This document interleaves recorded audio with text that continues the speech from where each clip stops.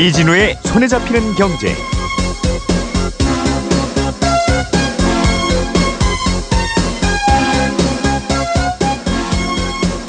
안녕하십니까, 이진우입니다. 추석 연휴들 건강하고 즐겁게 잘 보내고 계시지요? 우리나라에서는 잘 안 되는 게 4가지가 있다, 이런 말들을 합니다. 첫째가 축구, 그리고 둘째가 교육, 셋째가 정치, 그리고 마지막 하나가 부동산입니다. 어떻습니까? 그럴듯한가요? 이 중에서 나와 가장 밀접한 평생의 문제가 되는 것 중에 하나가 바로 부동산이죠. 교육이야 자녀가 대학 진학하고 나면 관심이 시들해지기도 하지만 이 부동산 문제는 내 소유의 집이 있든 없든 참 죽을 때까지 계속 고민거리이고 문제입니다. 그래서 가격이 올라도 고민, 떨어져도 고민이고 정부의 부동산 정책도 그러다 보니까 냉탕과 온탕을 오가는 경우가 많습니다. 부동산을 한문으로 쓰면 아니 불자에 움직일 동자, 그러니까 움직이지 않는 자산이라는 뜻이겠지요. 하지만 우리나라에서 부동산은 고정돼 있는 자산이 아니라 뜰 부자에 움직일 동자를 쓴 부동처럼 둥둥 떠다니는 자산으로 해석되기도 합니다. 이번 추석 연휴에 친척들을 만나셨을 때도 아마 부동산 얘기를 나누셨거나 나누는 집안들이 많이 계실 텐데요. 손에 잡히는 경제가 추석 특집으로 준비한 책으로 읽는 경제, 오늘은 대한민국 부동산 대전망이라는 책의 저자 이상우 유진증권 애널리스트를 모셔서 우리나라의 예민한 이야기, 부동산 얘기 좀 나눠보겠습니다. 잠깐 광고 듣고 함께 하시겠습니다.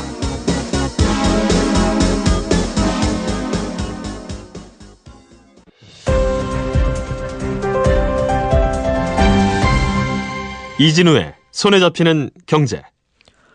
손에 잡히는 경제가 추석 특집으로 마련한 책으로 읽는 경제, 오늘은 4번째 시간입니다. 오늘은 전 국민들이 관심을 가질 수밖에 없는 부동산 얘기 좀 해보려고요. 대한민국 부동산 대전망이라는 책을 쓰신 유진투자증권 이상우 애널리스트를 오늘 스튜디오에 모셨습니다. 어서 오십시오. 네, 안녕하세요. 근데 되게 이제 책을 보면 오늘도 마찬가지겠습니다만 우리나라 부동산 가격이 지금 과연 높은 거냐, 낮은 거냐, 대개는 이걸로 이제 사람들의 논쟁이 시작되죠. 부동산 가격이 앞으로 오르느냐 내리느냐의 문제가. 그런데 어떻게 보시겠습니까? 그게 비싸다는 주장을 하는 분들이 또 제시하는 데이터를 보면 진짜 비싼 것도 같고, 저는 뉴욕에 있는 집값보다도 비싸다 하는데 뉴욕에 안 살아봐서 잘 모르겠습니다만, 또 어떤 분들이 말씀하시는 통계를 보면 우리나라 집값이 아직 안 비싸다는 통계도 또 설득력이 있는 것 같고, 좀 이 부분에 대해서 생각이나 주장을 좀 정리를 해 주시죠. 어떻게 보세요?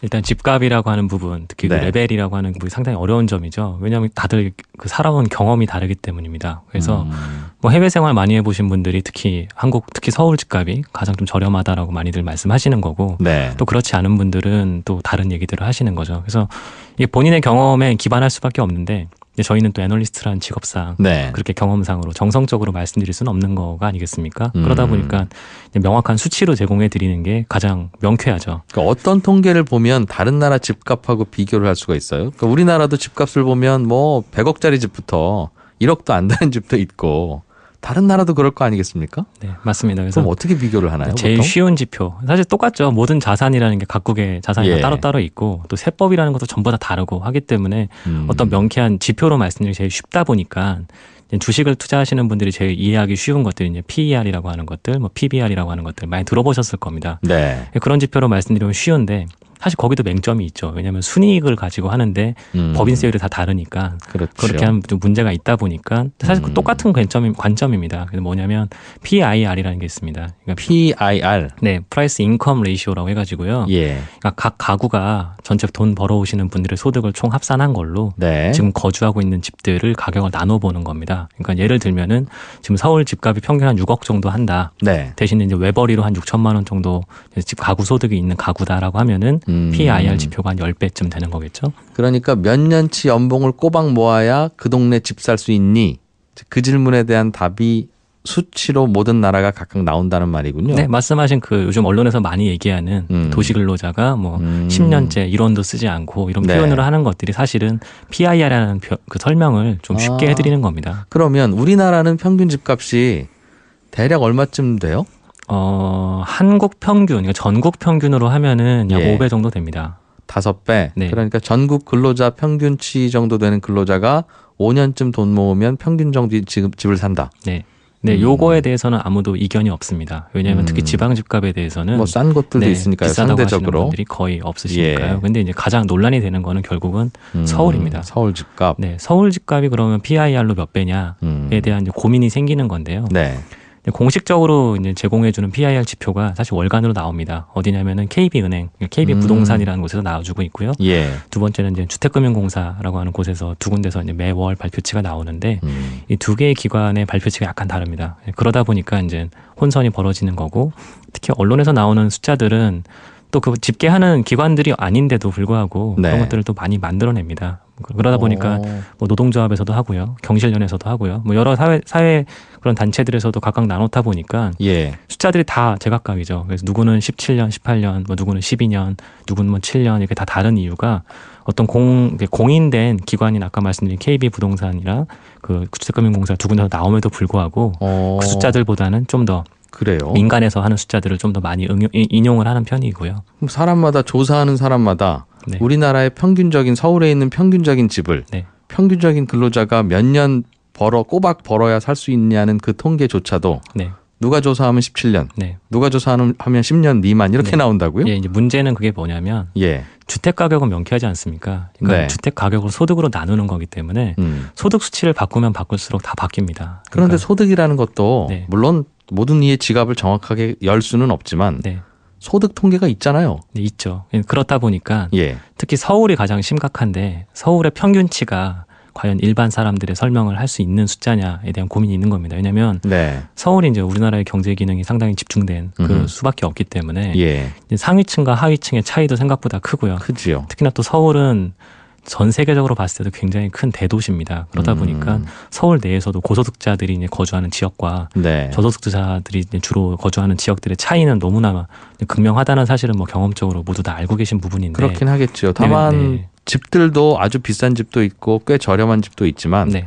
서울 집값이라고 하는 것도 평균치는 나오잖아요. 네. 억지로 만들면. 그래서 서울에 있는 평균치가 얼마냐. 네. 아까 제가 한 6억 원저리라고 말씀드린 게 예. 이제 저희가 흔히들 이제 평이라는 단어는 잘 안 쓰긴 하지만 또 뭐 통념적으로 사용하다 보니까 이제 요즘 기준으로 하면 85제곱미터죠. 네. 전용 아파트 보면 옛날 기준으로 한 33평 아파트입니다. 그 아파트의 지금 평균가가 한 2천만 원 정도 평당가 기준으로 네. 되니까 아까 말씀드린 6억 원저리의 6억 가격이 정도고. 나오죠. 그러니까 이제 KB부동산에서 내놓는 숫자가 10배 정도 되는데요. PIR이. PIR이. 그러면 이제 6억 주택에 거주하는 사람의 소득이 6천만 원일 거냐. 이건 한번 생각해 볼 부분이 있습니다. 그런 통계들이 왜 제각각일까요? 즉 우리 서울에 사는 근로자든 혹은 자영업자까지 포함한 집단이든 1년에 평균 얼마를 번다는 숫자가 정확히 안 나오나요? 네, 우리나라는 그 지역별로 예. 소득 집계가 공개가 안 되고 있습니다. 아, 그렇습니까? 네, 전국 소득은 나오죠. 네, 예. 그래서 이제 뭐가 나오냐면 통계청에서 두 가지로 집계를 해서 발표를 해주는데요. 제가 네. 지역별로는 안 나온다고 말씀드렸는데 그 도시 근로자 이런 얘기 많이 들어보셨을 네, 텐데요. 도시 근로자. 도시 기준이 하나가 나오고 음. 전국 기준이 두 개가 나옵니다. 그럼 서울만 얼마를 버는지는 네. 몰라요? 통계청도 모르고 근데 나라에서 모릅니까? 서울시에서 발표를 하죠. 그러니까 서울시에서 이제 월 소득이 보통 400만 원 언저리다. 뭐 이런 것들 가구 소득 평균이 네. 그렇게 해보시면 4,800만 원 정도잖아요. 예. 그러니까 아까 그걸로 나눠 보시면 한 12년 뭐 이 정도 12년 요 나오겠네요. 정도가 나오는 거죠. 그래서 예. 그렇게 계산하면 12년인데 네. 서울 거주라는 게 다른 지역 거주랑 상당히 좀 차이가 나는 게 맞벌이가 아니면 네. 사실 좀 거주하기 어려운 점들이 이제 많이들 경험이 되는 거죠. 왜냐하면 집값도 비싸고 예. 생활비도 좀 많이 들고 하다 보니까 이제 서울 집의 대부분 가구들의 이제 주거 그 소득 구조를 보면은 맞벌이 기준으로 보시는 게 좀 더 타당하지 맞벌이가 않느냐. 꽤 많으니까. 왜냐하면 지방 같은 경우 특히 이제 그 제조업들이 많은 동네들 가보시면 네. 뭐 외벌이들도 생각보다 많은데 예. 근데 그런 동네도 사실 요즘은 맞벌이가 많습니다. 왜냐하면 알겠어요. 네, 그런 것들을 좀 감안해 보신다면 그러니까 월 400이라고 네. 하는 게 근로자 1인당 평균 소득이니 서울시에서 조사한 게 네.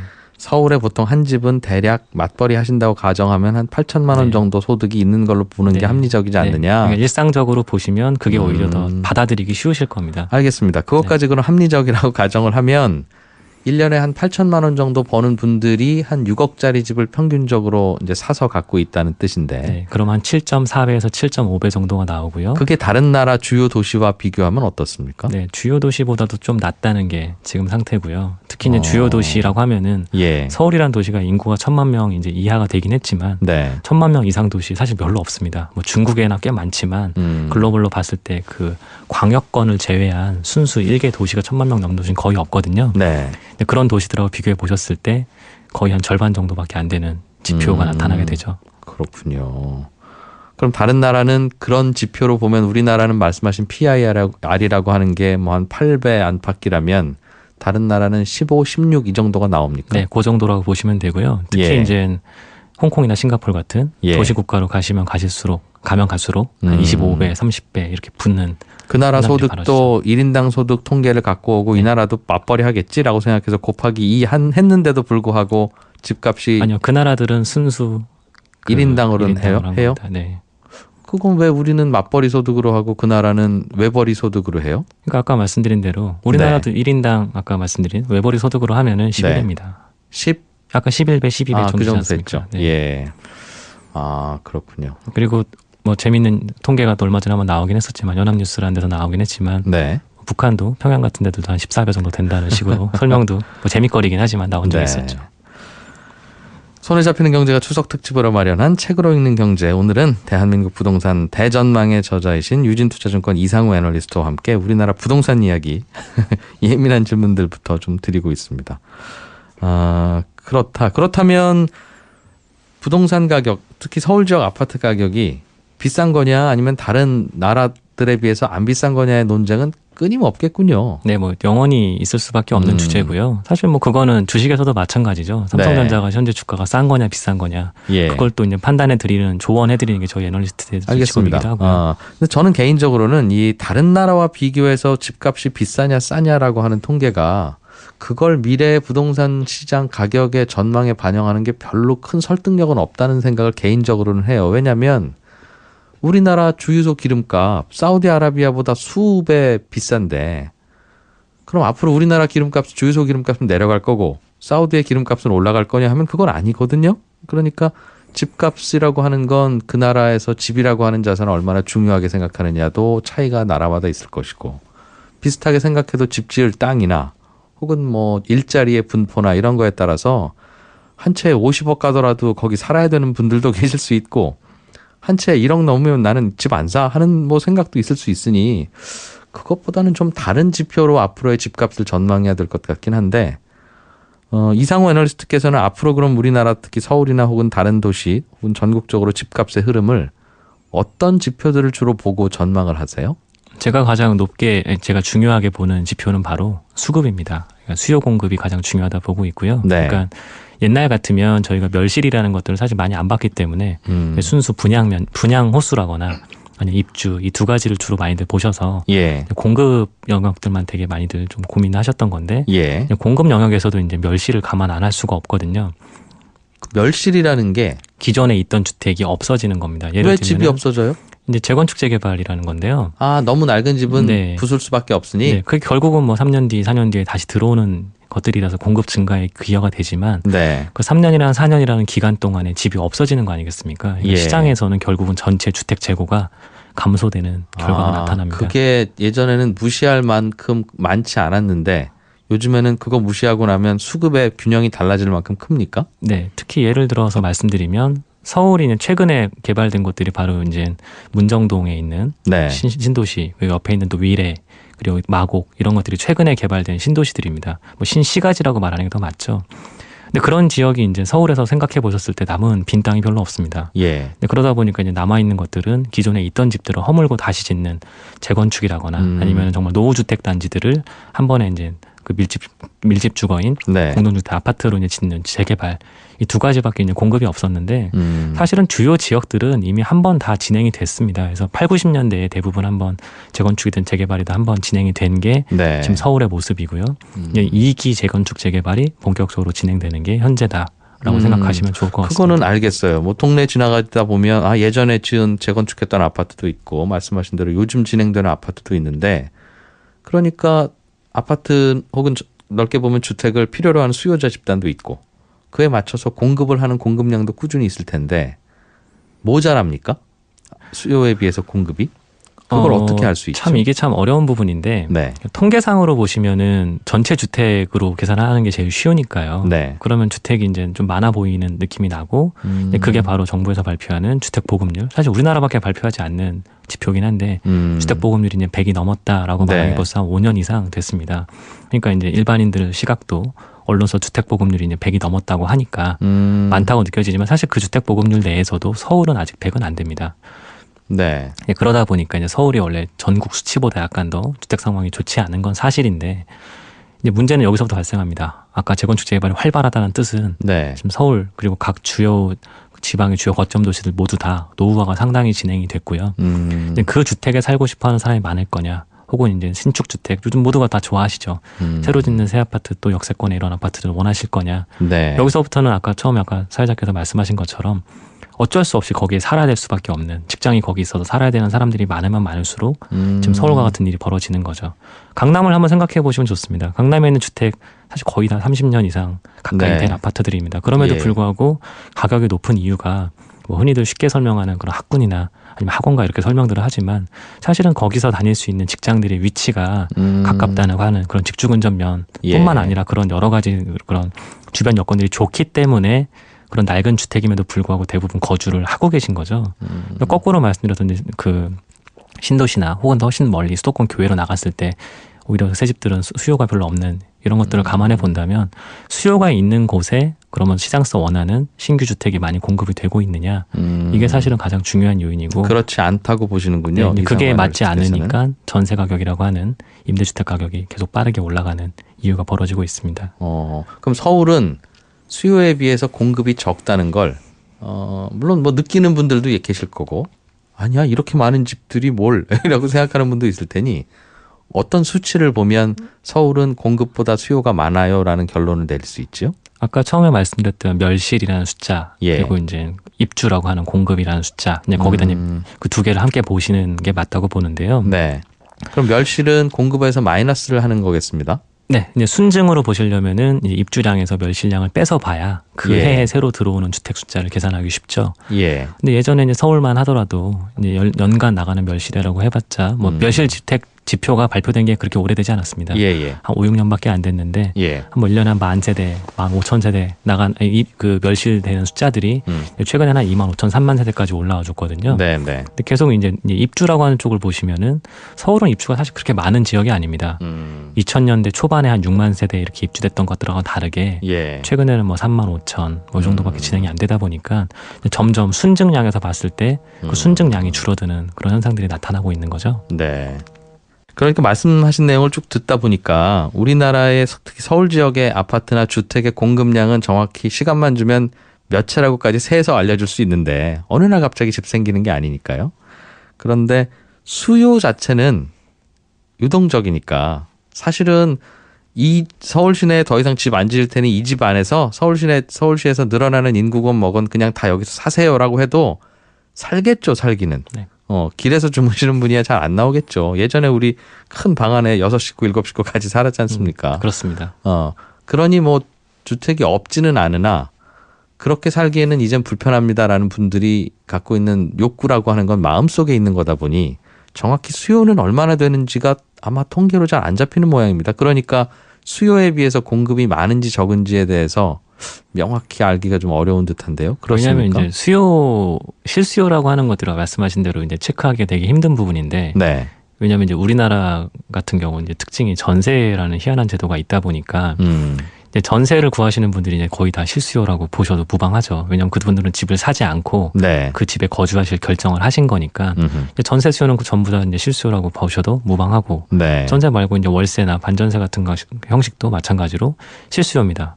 근데 이제 나머지 매매 수요 중에서 실제 실수요가 얼마냐 이건 정말 발라내기가 힘듭니다. 왜냐면 그 주택이라는 게 투자 목적도 들어가 있기 때문에 그렇죠. 잠깐 임대 놓다가 몇 년 후에 내가 살아야지도 네, 있을 또 그런 수 목적도 있고요. 네. 그러니까 여러 가지가 다 섞여 있다 보니까 아까 전세, 월세 여기서는 다 실수요를 확인할 수 있는데 매매 지표에서 얼마만큼이 실수요인 거냐 이거는 네. 사실 제가 봤을 땐 불가능할 거로 보고 있고 그렇다 보니까 이제 그 매매 지표에서 실수요자들 혹은 이제 그 매매를 들어간 사람들이 무주택에서 이제 1주택으로 가는 그 매매일 거냐 아니면 1주택에서 2주택 한시적일 수도 있지 않습니까? 이사갈 집 새로 사는 것도 있으니까 네. 이제 그런 것들을 발라내기가 힘든 거죠. 그래서 실수요는 상당히 알아내기가 힘든 숫자가 아닌가 봅니다. 그럴 것 같아요. 분명히 집을 사는 본인에게도 여쭤보면 집이 한 채 있으셨는데 왜 또 사셨어요? 라고 물어보면 사실은 투기 좀 해보려고 합니다라는 분도 있을 수 있고 아니에요. 당장 내년에 우리 아들이 결혼해서 지금 좁은 집이라 같이 살 수 없어요. 라고 해서 사시는 분도 있을 수 있고 결혼을 앞으로 2년 후에 할 건데 지금 안 사면 집값이 너무 오를 것 같아서 미리 샀어요도 있을 수 있는데 이분들 중에 어느 분이 실수요가 아닌지는 구별하기는 어렵죠. 네, 맞습니다. 그 어려운 상황에서 이상우 애널리스트께서는 그래도 공급보다는 수요가 많습니다라고 생각하니까 수급을 중요한 지표로 보시는데 앞으로 부동산 시장이 내리기는 어려울걸요. 아마 오를 가능성이 높을걸요. 라는 결론을 내리신 거 아니겠습니까? 그걸 어떻게 판단을 하죠? 아까 말씀드렸던 수급에서 네. 지금 있었던 그런 여러 가지 발라내기 어려운 숫자들을 제외하고 예. 저는 이제 순수 전세 수요량이 얼마나 증가할 것이냐를 가장 중점적으로 보고 있습니다. 왜냐하면 한국 주택이 네. 해외 주택과 다른 점 중에 하나는 결국은 이제 일반인들 간의 거래죠. 일종의 전세라는 건 서로 돈을 빌려주고 이제 주거를 빌려주는 네. 사계약이기 때문에 사계약에서 이제 대출이 발생한다는 거죠. 일종의 매매자들 입장에서는 LTV라고 하는 은행권, 금융권 대출이 아니더라도 대출을 할 수 있는 방법이 하나가 있는 거기 때문입니다. 전세 끼고 집 사면 되는 그렇죠. 거죠? 예. 그러니까 그냥 전세가 수요가 늘어나면 전세 가격이 올라갈 가능성이 있고 네. 그 가격을 이제 억제하기 위해서는 전세 공급이 증가를 해야 되는데 예. 전세 공급은 신규 주택이 늘어나서 증가할 수도 있는 거고 두 번째는 아니면은 그런 본인이 거주하지 않는 집을 그런 임대 목적으로 사시는 분들이 늘어나도 역시나 공급은 같이 늘어나게 되죠.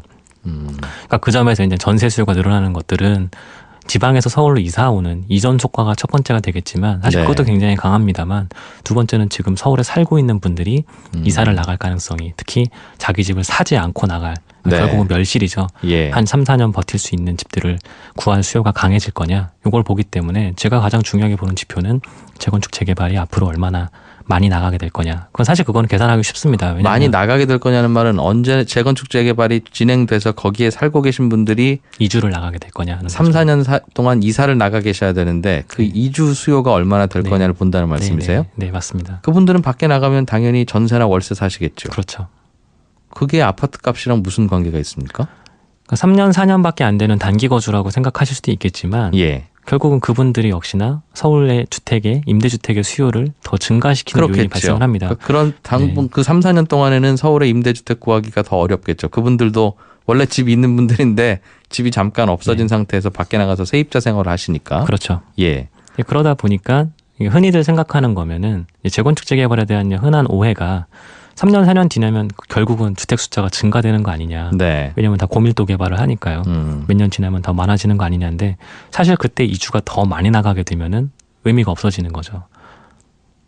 이해되셨습니까? 아니요. 이주가 더 많이 나간다는 게 무슨 말씀이죠? 그러니까 지금 처음에 말씀드린 것처럼 노후주택이라는 게 워낙 많다 보니까 노후주택이 앞으로 재건축 재개발될 가능성들이 점점점 커지고 있고 그러다 보니까 지금 만약에 2만 호가 이주를 나간다. 내년에 3만 호가 이주 나간다. 예. 근데 내후년 뭐 5년 뒤, 10년 뒤 더 점점점 많이 나간다고 하면 새 아파트가 지어지는 속도보다 네, 이사 나가는 사람들이 더 많아지면 아파트가 헌 아파트 돼서 이번 올해는 이 아파트 헐고 다시 지을 거예요. 자 이제 부숩니다라고 하는 아파트가 늘어나면 네. 새 아파트 지어봐야 별 도움 안 됩니다. 또 어차피 더 나가시는 분들이 많으니 그 말이군요. 네, 그리고 그게 첫 번째고요. 두 번째는 노후주택이 워낙 많은데 그 노후주택이 낡으면 낡을수록 아무리 작아 보이시다 하더라도 네. 그 집에 살기는 싫어지는 거죠. 왜냐하면 주거 환경이 워낙 그렇겠죠. 열악하니까요. 예, 그럼 예. 그런 분들이 또 이사를 어차피 그 집은 재건축 예정이니까 보유한 상태에서 이사를 또 나가실 수 있는 거고. 그분들은 또 아유 좀 깨끗한 집으로 네네. 전세나 월세 나가야지라고 생각하실 네. 테니 네. 그런 분들이 보통 옆단지나 이런 데들이 재건축이 되고 나면은 네. 본인 보유 집들은 어쨌든 재건축 대상이니까 보유한 상태에서 이사를 나가시는 경우들이 또 많이 발생을 합니다. 그러면 전세값 월세값이 오르는 속도나 가파름 정도를 보면 아 이게 수요가 넘치는구나 또는 수요가 부족하구나라는 걸 간접적으로 느끼신다는 거죠. 네, 그래서 제일 쉬운 지표가 바로 전세가 상승보다도 예. 매매가 대비 전세가율, 그러니까 전세가율이라는 게 더 중요한 지표가 아닌가라고 보고 있습니다. 요즘은 그럼 그 매매가 대비 전세가율이라는 게 어떤 추이입니까? 서울의 평균 전세가율은 네. 평균적으로 한 45%에서 50%대였습니다. 과거에는 한 4, 5년 동안. 예, 5억짜리 집 2억 5천 전세. 그렇죠. 예. 이제는 한 70% 초중반이 평균 지표고요. 근데 아마 경험적으로는 좀 더 높게들 느끼실 겁니다. 네. 왜냐하면 그런 노후 주택일수록 전세율이 낮으니까요. 그렇겠죠. 대부분 일반적으로 살만한 네. 집은 더 비싸죠. 네, 그러다 보니까 전세율 70%라는 지표보다는 체감적으로는 좀 더 높은 지표로 받아들이고 계시죠. 아, 그걸 보고 수요가 많구나. 앞으로 집값이 오르겠구나. 이걸 전망하신다. 네. 알겠습니다. 좀 질문은 잠시 후에 이어가도록 하고요. 잠시 광고 듣고 오겠습니다.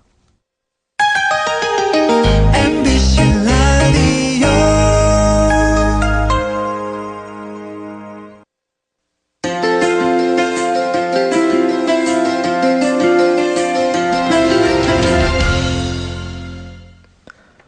손에 잡히는 경제가 추석 특집으로 마련한 책으로 읽는 경제. 오늘은 대한민국 부동산 대전망이라는 책의 저자이신 유진투자증권 이상우 애널리스트와 함께하고 있습니다. 조금 전까지 그 말씀해 주셨어요. 앞으로 집값이 오를 건지 안 오를 건지는 집에 공급이 많으냐 수요에 많으냐에 따라 달라지고, 그럼 수요가 많은지 공급이 많은지를 어떻게 알 수 있느냐라고 하면 가장 좋은 지표는 전세 가격이 집값 대비 얼마 수준까지 치고 올라가느냐, 그걸 보면 직관적으로 알 수 있다는 말씀까지 주셨는데요. 전세값이라는 게 집값보다 꽤 많이 치고 올라오는 때가 몇 년 전 제 경험도 있습니다만, 집값은 다들 내려가고 있고 내려가려고 하고, 부동산 불경기에 사람들은 집이 필요하지만 집을 사면 집값이 또 떨어질 것 같으니 다들 전세로만 살다 보니까, 그래서 그때는 전세값이 많이 올랐잖아요. 집값의 90%, 95%도 나오고. 그때는 집값이 오를 징조라서 전세값이 오른 것 같지는 않은데, 그것도 그러면 어떻게 구별을 합니까? 그렇게 해서 전세값이 오르는 현상과 집값이 앞으로 아마 오를 거야 라고 생각해서 전세값이 오르는 현상을 어떻게 구분해야 되죠? 앞에 말씀하셨던 그 한 4년간 네. 2010년부터 2013년도의 전세가율 폭등, 결국은 전세가가 좀 빠르게 올랐기 때문이죠. 예. 그 당시는 사실은 좀 외생 변수가 하나 있었습니다. 뭐냐면 전세가 빠르게 오르다 보니까 그 전세 가격 상승이라고 하는 부분들을 부담 느끼시는 분들에게 정책자금스러운 네. 전세자금 대출이 좀 편하게 네. 나오게 되었고, 예. 특히 전세자금 대출이 금리가 굉장히 낮았거든요. 그러니까 일반 담보대출 받아서 집을 사는 것보다도 오히려 훨씬 더 저렴한 가격으로, 네. 저렴한 그 대출로 주거를 해결할 수 있다 보니까, 사실 굉장히 현명한 방법은 그 당시 집값이 또 굉장히 좀 안정적이었기도 하고요. 그러다 보니까 새 집을 전세를 구하는 게 제일 가장 현명한 방법들이었죠. 네. 근데 그러다 보니까 전세 가격이 또 빠르게 올랐고, 또 그 당시의 특성은 금리가 또 내려가는 구간이었습니다. 그러다 보니까 전세를 내놓고 있던 주인들 입장에서도 전세를 이제 반전세나 월세로 돌린다는, 그럼 결국은 전세 주택 공급을 줄이는 일과 전세 수요의 증가라는 게 함께 진행됐던 거죠. 그래서 그게 나타났던 게 그냥 지난 4년간인데, 네. 그 4년간의 모습에서 이제 지금과 그때를 떠올려 보면은 사실 3년 전 가격은 상당히 좀 저렴했던 상황이 벌어지는 거죠. 집값이. 그러니까 상당히 이례적으로 벌어졌던 일이고, 사실 그 현상은 수도권에서만 나타났습니다. 지방에선 그런 현상이 나타나지 않았었고요. 여기서 이제 뭐 인구의 거의 절반이 가까이 살고 있는 수도권 사람들이 그 지방 상황에 대한 것들을 다 파악을 할 수가 없으니까요. 네. 그게 전국적인 현상으로 약간 오해가 됐었던 거죠. 막상 전국, 서울이 아닌, 수도권이 아닌 뭐 대구나 부산이나 대전이나 이런 지역들은 계속 주택 가격이 안정되지 않고 계속 상승세였습니다. 그러면 그 당시에도 그럼 전세 가격은 주택 가격을 못 따라갔었다? 네. 그 말이군요. 네. 요즘은 어때요? 요즘은 그런 특별한 변수가 작용해서 여전히 전세가율이 높은 건 아니라고 보십니까? 네, 지금은 전세가율이 약간 안정화되고 있는데요. 예. 전세가율의 안정화가 결국은 전세 가격이 안 올랐다, 네. 혹은 뭐 전세 가격이 굉장히 뭐 내려갔다, 이걸 의미하는 게 아니라 매매 가격이 많이 올랐습니다. 집값이 오르다 보니까 상대적으로 네. 집값 대비 전세 가격은 좀 낮아지는. 네, 그러다 보니까 이제 많은 투자자들이 전세가율 높은 것들만 보고 투자하시는 경향들이 있죠. 왜냐하면 결국은 전세가율이 수요를 의미한다고 아까 말씀드렸다 보니까 수요가 강한 지역 이퀄 전세가율 높은 지역, 이런 등식이 많이들 성립되어 있는데, 사실 꼭 그 투자가 맞는 건 아니다라고 보고 있습니다. 그렇긴 하나 그쪽이 수요가 많다는 뜻이겠군요. 네, 수요는 많다는 거는 이제 인정해주는 지표가 되는 거죠. 그러니까 똑같이 10억에 거래되는 아파트가 A 지역은 8억이 전세고 B 지역은 7억이 전세면 A 지역이 앞으로 더 집값 자체도 상승할 가능성이 있다 이건 아니에요? 그럼?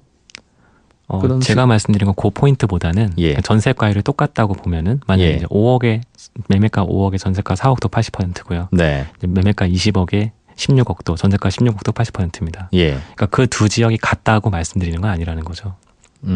전세가율이 같다고 그 두 지역의 향후 부동산 네. 전망이 같은 네. 것은 아니다. 네, 그러니까 전세가율만 보고 접근하시는 분들도 생각보다 많다 보니까 꼭 전세가율 이퀄 앞으로 매매가가 강하다를 설명드리는 건 아니라는 건데.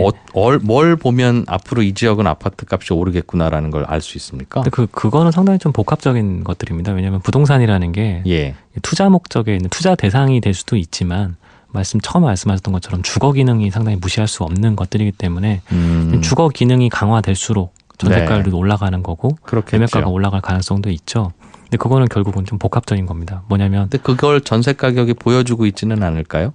예를 들면 전세가율이 높다는 건 이 지역 아파트가 인기가 꽤 있다는 거고 그 말은 곧 더 오를 가능성이 전세가율이 낮은 곳보다는 높겠다라고 생각할 수 있지 않겠습니까? 물론 아주 낡은 재건축용 아파트는 집값이 오르는 이유와 전세값은 전혀 괴리되어 있긴 합니다만 비슷한 시기에 지어진 비슷한 아파트라면 네, 그래서 아까 제가 매매가 상승 가능성에 대해서는 네. 이 향후 가능성을 보는 건데요. 근데 그것들은 여러 가지 힘든 점들이 있죠. 예상하기에. 왜냐하면 이 지역이 앞으로 더 좋아질 수 있겠느냐.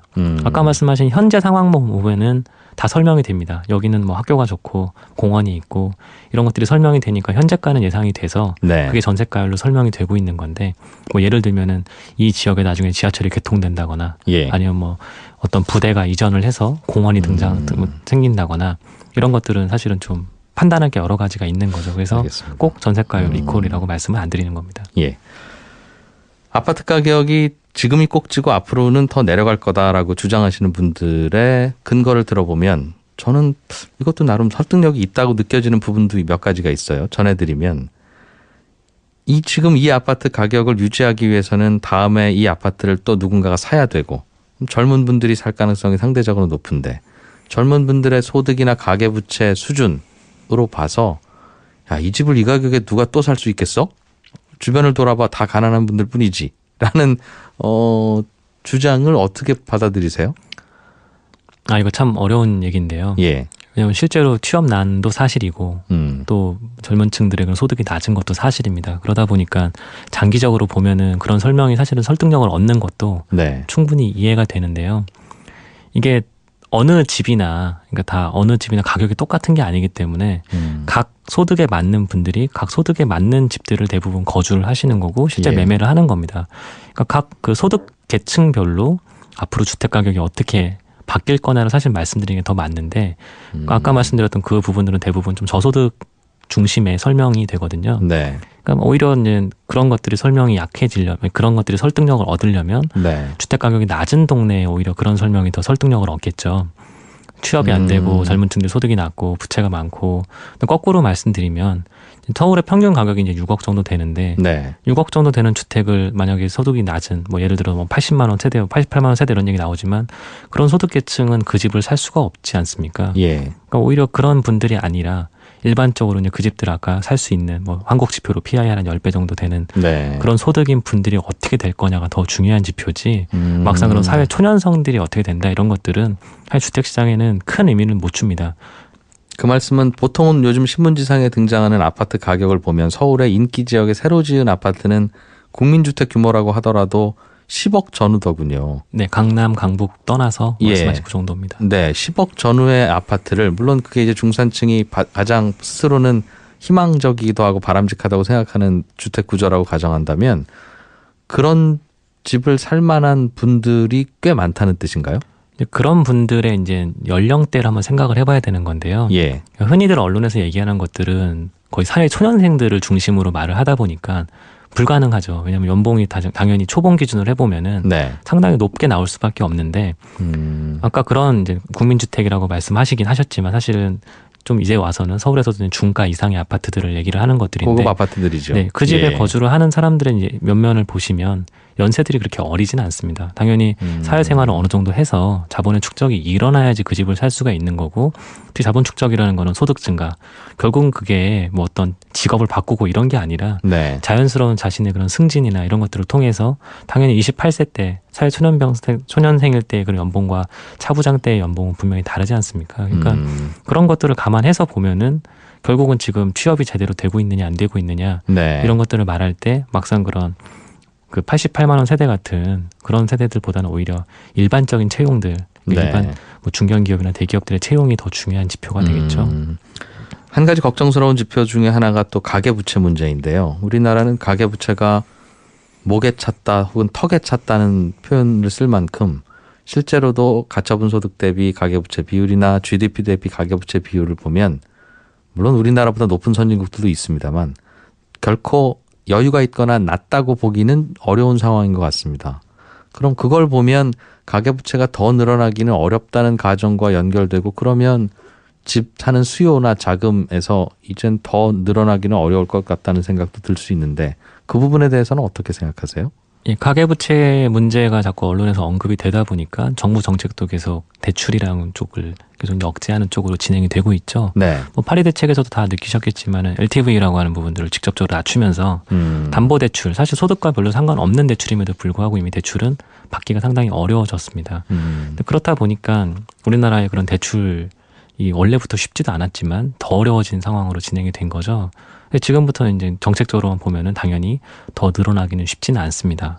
근데 가계부채는 왜 계속 증가하느냐, 이 부분이 사실 좀 아이러니라고 생각하시는 분들도 있지만, 생각해 보시면은 이제 대출도 역시나 자산이 있어야 대출이 나오는 거고 소득이 많아야 대출이 나오는 겁니다. 그게 없으면 당연히 담보나 아니면 상환 능력을 봤을 때 쉽지 않은 상황인 거죠. 금융기관도 마찬가지고요.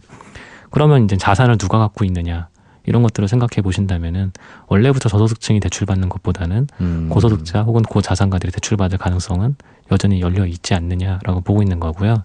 네, 이번 파리 대책에서는 확실히 그 어느 정도 제한이 걸린 게 투기 지역 같은 경우는 추가 대출 자체가 안 나오는 이런 네. 것들을 했으니까 확실히 정부에서 말했던 가계부채 증가 속도는 둔화될 가능성은 생겼죠. 그게 향후 부동산 가격에는 어떤 영향을 줄 거라고 보세요? 조금 전에 언급드렸던 전세라고 하는 일반 사계약에 의한 대출이라는 게 살아있기 때문에 막상 그렇게 크게 영향은 없을 거라고 보고 있고요. 실제로 대출로 인해서 그런 부동산 매수세가 위축된다거나 그런 것들은 크진 않을 것으로 보고 있습니다. 네.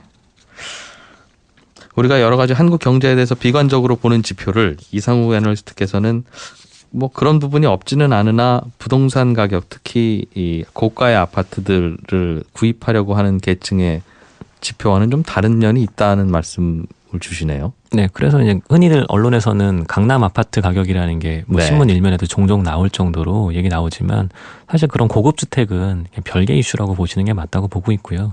아까 말씀하셨던, 처음에 사회자 말씀하셨던 서울의 평균 주거라고 하는 한 6억 원짜리 이런 주택 가격을 그런 쪽으로 설명하는 건 맞지만 네. 뭐 최근에 뭐 분양 열풍, 뭐 성향 열풍 이런 것들을 말하는 강남 로또 뭐 이런 얘기가 심지어 나왔었는데 별개의 얘기라고 보셔도 무방합니다. 우리는 또 가격을 말할 때는 비싼 아파트 가격을 가져오고 또 그거에 대한 수요가 부족하다는 이야기 할 때는 말씀하신 대로 어려운 사람들의 지표를 갖고 와서 비교를 하게 되면 설명하기가 좀 어렵긴 하죠. 항상 우리에게는 늘 수수께끼로 남아있는 이 부동산 시장에 관한 지표들인데 오늘 자세히 분석한 책 한 권 읽으면서 좀 더 도움이 되셨길 바라겠습니다. 오늘 대한민국 부동산 대전망의 저자이신 유진투자증권 이상우 애널리스트와 함께했습니다. 도움 말씀 고맙습니다. 예, 잘 감사합니다. 들었습니다. 네, 손에 잡히는 경제 지금까지 저는 이진우였고요. 내일 오전 11시 10분에도 한국 경제의 현 상황을 진단하고 새로운 대안을 제시하는 책 한 권 들고 다시 오겠습니다. 청취자 여러분 고맙습니다.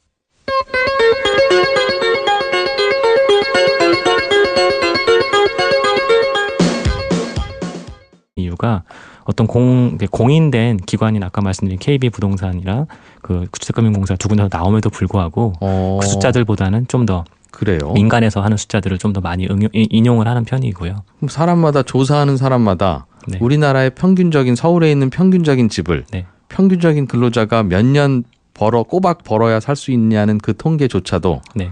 누가 조사하면 17년, 네. 누가 조사하면 10년 미만 이렇게 네. 나온다고요? 예, 이제 문제는 그게 뭐냐면 예. 주택 가격은 명쾌하지 않습니까? 그러니까 네. 주택 가격을 소득으로 나누는 거기 때문에 소득 수치를 바꾸면 바꿀수록 다 바뀝니다. 그런데 그러니까, 소득이라는 것도 네. 물론 모든 이의 지갑을 정확하게 열 수는 없지만 네, 소득 통계가 있잖아요. 네, 있죠. 예, 그렇다 보니까 예. 특히 서울이 가장 심각한데 서울의 평균치가 과연 일반 사람들의 설명을 할 수 있는 숫자냐에 대한 고민이 있는 겁니다. 왜냐하면 네. 서울이 이제 우리나라의 경제 기능이 상당히 집중된 그 음흠. 수밖에 없기 때문에 예. 이제 상위층과 하위층의 차이도 생각보다 크고요. 크지요. 특히나 또 서울은 전 세계적으로 봤을 때도 굉장히 큰 대도시입니다. 그러다 보니까 서울 내에서도 고소득자들이 이제 거주하는 지역과 네. 저소득자들이 이제 주로 거주하는 지역들의 차이는 너무나 극명하다는 사실은 뭐 경험적으로 모두 다 알고 계신 부분인데. 그렇긴 하겠죠. 다만 네. 집들도 아주 비싼 집도 있고 꽤 저렴한 집도 있지만 네. 서울 집값이라고 하는 것도 평균치는 나오잖아요. 네. 억지로 만들면. 그래서 서울에 있는 평균치가 얼마냐. 네. 아까 제가 한 6억 원저리라고 말씀드린 게 예. 이제 저희가 흔히들 이제 평이라는 단어는 잘 안 쓰긴 하지만 또 뭐 통념적으로는 사용하다 보니까 이제 요즘 기준으로 하면 85제곱미터죠. 네. 전용적 아파트 보면 옛날 기준으로 한 33평 아파트입니다. 그 아파트의 지금 평균가가 한 2천만 원 정도 평당가 기준으로 네. 되니까 아까 말씀드린 6억 원저리의 6억 가격이 정도고. 나오죠. 그러니까 이제 KB 부동산에서 내놓는 숫자가 10배 정도 되는데요. PIR이. PIR이. 그러면 이제 6억 주택에 거주하는 사람의 소득이 6천만 원일 거냐. 이건 한번 생각해 볼 부분이 있습니다. 그런 통계들이 왜 제각각일까요? 즉 우리 서울에 사는 근로자든 혹은 자영업자까지 포함한 집단이든 1년에 평균 얼마를 번다는 숫자가 정확히 안 나오나요? 네, 우리나라는 그 지역별로 예. 소득 집계가 공개가 안 되고 있습니다.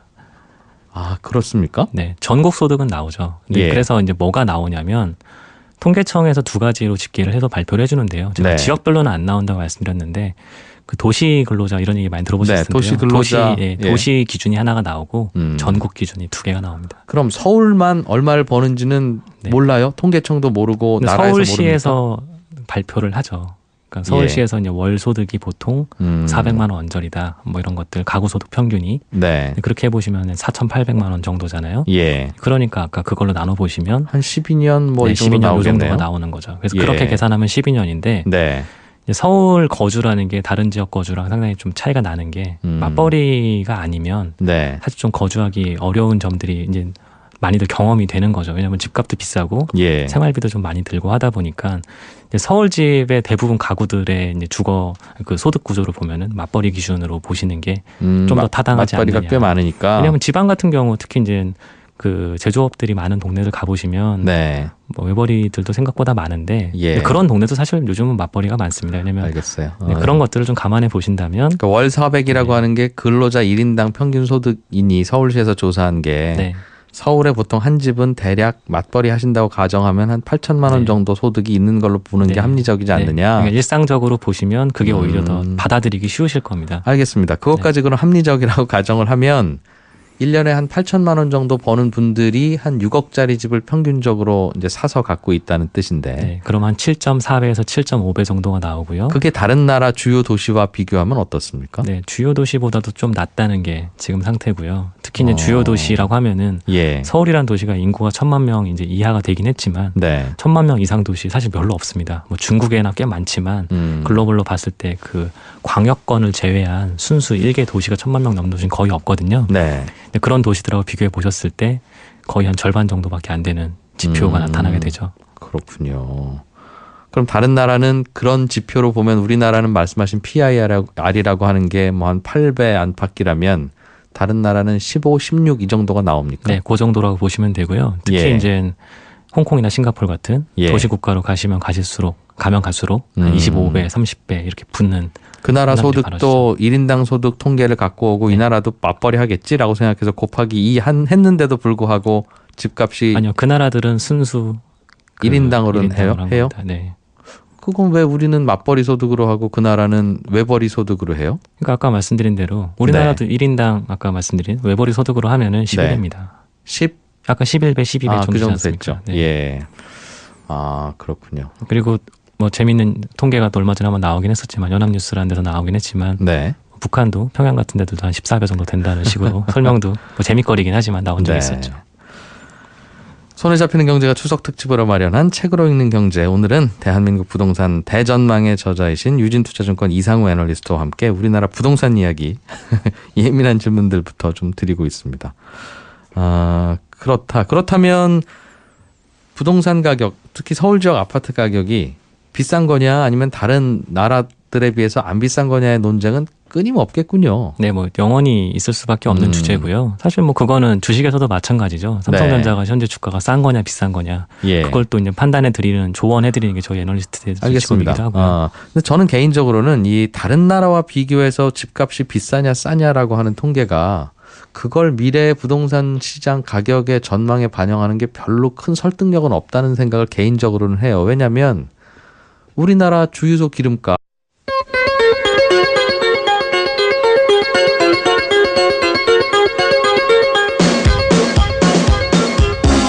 이진우의 손에 잡히는 경제.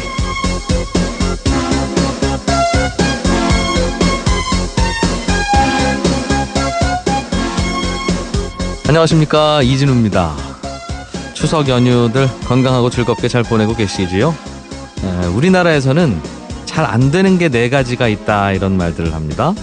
첫째가 축구, 그리고 둘째가 교육, 셋째가 정치, 그리고 마지막 하나가 부동산입니다. 어떻습니까? 그럴듯한가요? 이 중에서 나와 가장 밀접한 평생의 문제가 되는 것 중에 하나가 바로 부동산이죠. 뭐 교육이야 자녀가 대학 진학하고 나면 관심이 시들해지기도 하지만 이 부동산 문제는 내 소유의 집이 있든 없든 참 죽을 때까지 계속 고민거리이고 문제입니다. 그래서 가격이 올라도 고민, 떨어져도 고민이고 정부의 부동산 정책도 그러다 보니까 냉탕과 온탕을 오가는 경우가 많습니다. 부동산을 한문으로 쓰면 아니 불자에 움직일 동자, 그러니까 움직이지 않는 자산이라는 뜻이겠지요. 하지만 우리나라에서 부동산은 고정돼 있는 자산이 아니라 뜰 부자에 움직일 동자를 쓴 부동처럼 둥둥 떠다니는 자산으로 해석되기도 합니다. 이번 추석 연휴에 친척들을 만나셨을 때도 아마 부동산 얘기를 나누셨거나 나누는 집안들이 많이 계실 텐데요. 손에 잡히는 경제가 추석 특집으로 준비한 책으로 읽는 경제. 오늘은 대한민국 부동산 대전망이라는 책의 저자 이상우 유진증권 애널리스트를 모셔서 우리나라의 예민한 이야기, 부동산 얘기 좀 나눠보겠습니다. 잠깐 광고 듣고 함께 하시겠습니다.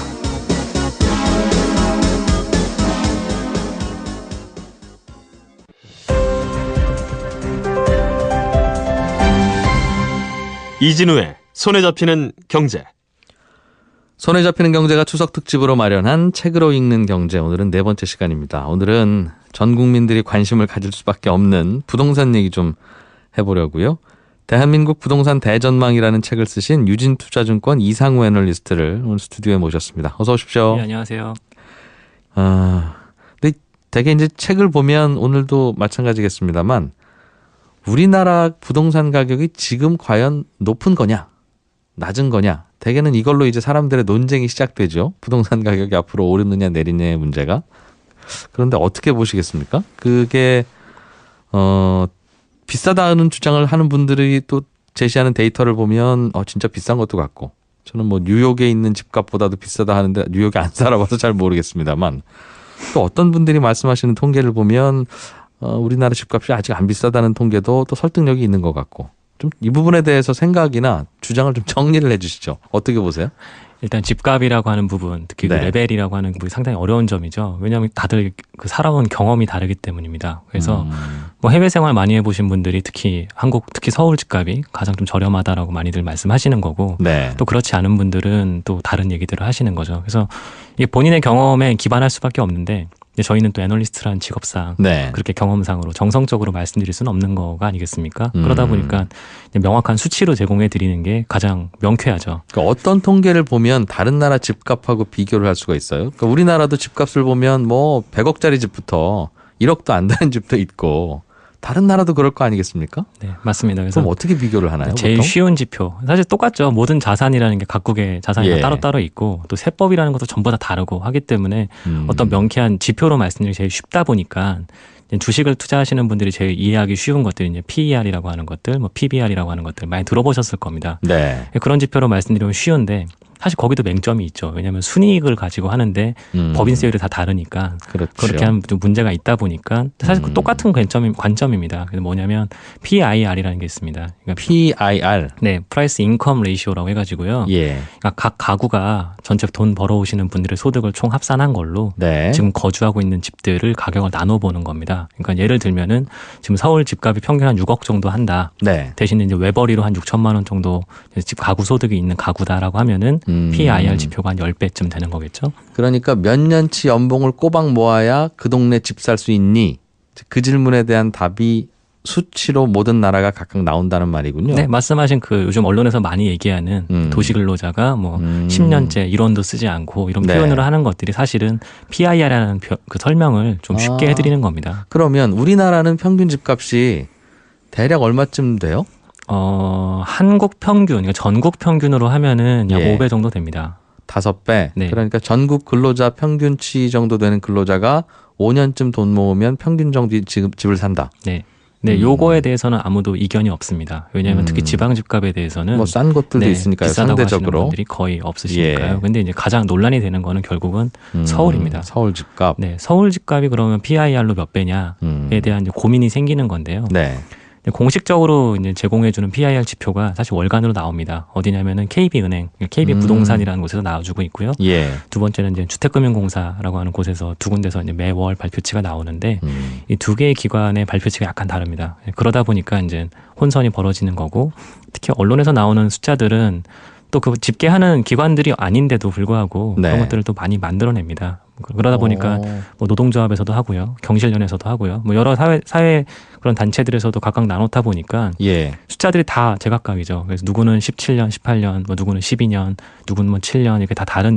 사우디아라비아보다 수배 비싼데 그럼 앞으로 우리나라 기름값, 주유소 기름값은 내려갈 거고 사우디의 기름값은 올라갈 거냐 하면 그건 아니거든요. 그러니까 집값이라고 하는 건 그 나라에서 집이라고 하는 자산을 얼마나 중요하게 생각하느냐도 차이가 나라마다 있을 것이고 비슷하게 생각해도 집 지을 땅이나 혹은 뭐 일자리의 분포나 이런 거에 따라서 한 채에 50억 가더라도 거기 살아야 되는 분들도 계실 수 있고 한 채에 1억 넘으면 나는 집 안 사 하는 뭐 생각도 있을 수 있으니 그것보다는 좀 다른 지표로 앞으로의 집값을 전망해야 될 것 같긴 한데 이상호 애널리스트께서는 앞으로 그럼 우리나라 특히 서울이나 혹은 다른 도시 혹은 전국적으로 집값의 흐름을 어떤 지표들을 주로 보고 전망을 하세요?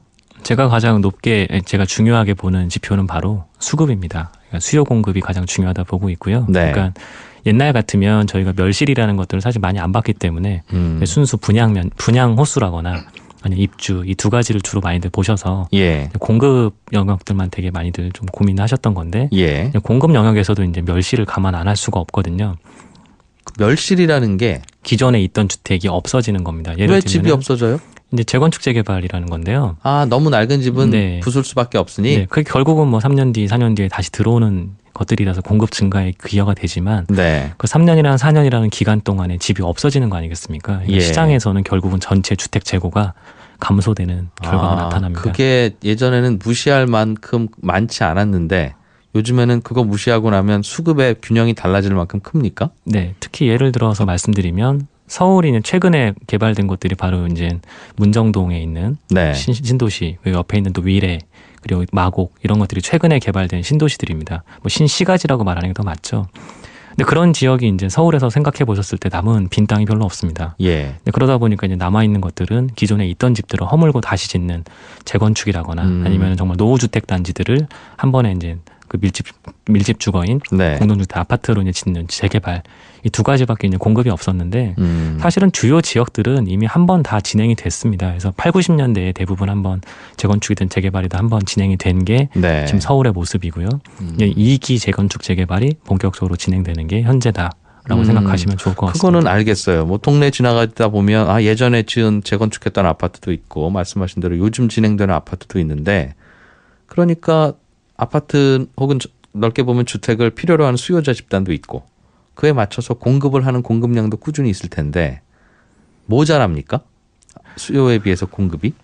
그걸 어떻게 알 수 있죠? 참 이게 참 어려운 부분인데 네. 통계상으로 보시면은 전체 주택으로 계산하는 게 제일 쉬우니까요. 네. 그러면 주택이 이제 좀 많아 보이는 느낌이 나고 그게 바로 정부에서 발표하는 주택 보급률. 사실 우리나라밖에 발표하지 않는 지표긴 한데